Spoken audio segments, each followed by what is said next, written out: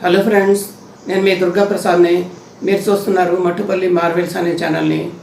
ఈరోజు మనం ఒక చక్కని వంటింటి వైద్యం తెలుసుకుందాం.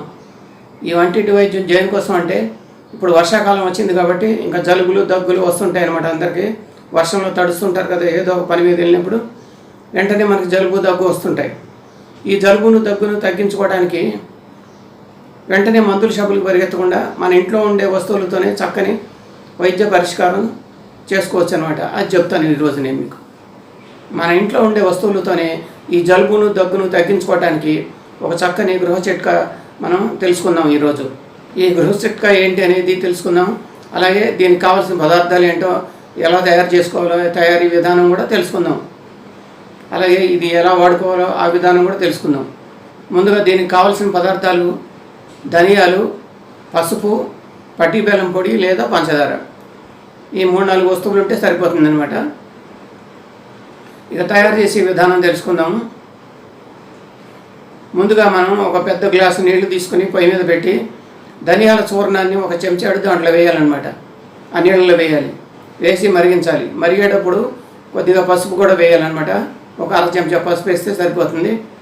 ఆ 2 వేసి నీళ్ళని మరిగించాలన్నమాట. మరిగించి ఒక పావు గ్లాస్ అయ్యే వరకు మరిగించాలన్నమాట. అలాగా మరిగించిన తర్వాత దించి దాన్ని వడబోయాలి. వడబోసి దాంట్లో పటిక బెల్లం పొడి కానీ లేదా పంచదార కానీ కలుపుకోవాలి. పటిక బెల్లం పొడి కలిపేటట్లయితే ఆ పొయ్యి మీద ఉండంగానే మరుగుతున్నప్పుడే వేయాలన్నమాట. పంచదార అయితే దించిన తర్వాత అయినా వేసుకోవచ్చు.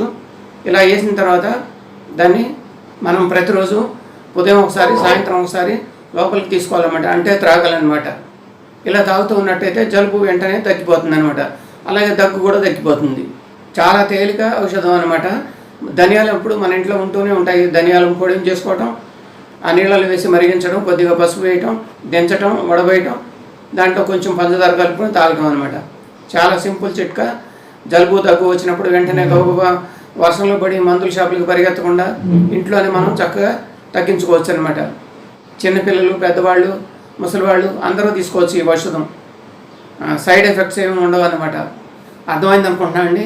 ఇలాంటి మరెన్నో మంచి మంచి వీడియోస్ కోసం మా ఛానల్ని లైక్ చేయండి, షేర్ చేయండి, సబ్స్క్రైబ్ చేయండి.